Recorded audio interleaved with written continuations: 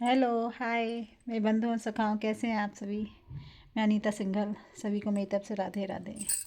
और मेरे दोस्तों, मेरे सखाओं, मैं सभी से यही कहना चाहूँगी कि ज़िंदगी में कभी उदास नहीं होना चाहिए। उदास होना ज़िंदगी का कोई नाम नहीं है। ज़िंदगी में कभी थकना नहीं चाहिए, कभी रोना नहीं चाहिए। पॉजिटिविटी सोचनी चाहिए, सकारात्मक रहें हर पल हमेशा। क्योंकि ज़िंदगी में जो टूट जाता है ना, और टूट के जब वो जुड़ता है तो बहुत आगे जाता है, मेरा ऐसा मानना है। और वक्त सबकी इम्तिहान लेता ज़रूर है, मैंने ये देखा।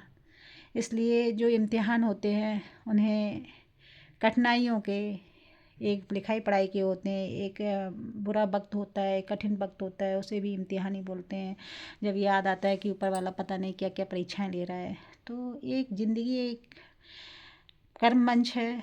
हम लोग एक कलाकार हैं, कुछ ना कुछ लिखा के आए हैं लाइफ में कि मुझे ये करना है, ये करेंगे।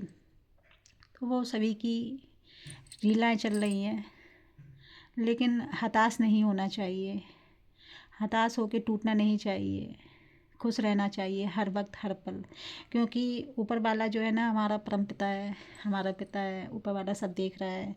दुख के बाद सुख आते हैं, सुख के बाद दुख आते हैं। इसलिए सुख तो पता नहीं चलते हैं, लेकिन सुख की भी एक एक्सपायरी डेट होती है, एक दुख की भी।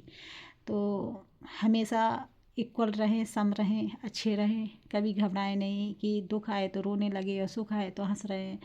दुख इसलिए आते हैं कि हमें उस टाइम परखने की, पहचानने की, समझने की जो ताकत या अकल या समझ आती है, वो हमें सुख में नहीं आती है। दुख में हमें पता चलता है कौन अपना है, कौन पराया है, कैसा।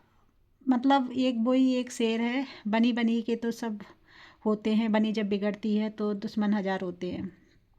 तो बुरे वक्त में ही सभी की पहचान होती है कि हमारा अपना कौन है, पराया कौन है। और मैं तो ये कहूँगी, दुख सब पे आते हैं। तो हम सभी को, आजकल डिजिटल इंडिया है, सभी की समझ डेवलप हो गई है, समझदारी आ गई है। एक संकटी सोच मत रखें कि अरे उसका है मैटर, वो जाने ये जाने। लेकिन नहीं, समझ जब ही अच्छी लगती है कि जब हम एक दूसरे का सपोर्ट करते हैं, एक दूसरे का उत्साह करते हैं, बढ़ावा करते हैं, देते हैं।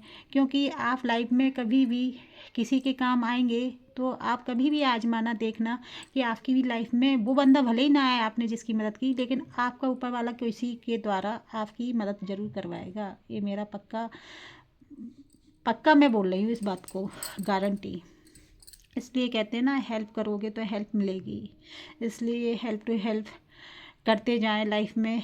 और जीवन में आप कभी देखना कि हम किसी को दान देते हैं या किसी के लिए अच्छा करते हैं, बच्चे से लेके बुजुर्ग तक, अपना पराया, पड़ोस, जीव जंतु, कोई भी हो, एक्स वाई जेड, अगर हम उनकी सेवा करते हैं तो एक आप अपने अंदर से कभी आजमा के देखना या करके देखना, जो आत्मिक सुख मिलता है उसका शब्दों में बयान नहीं कर सकते।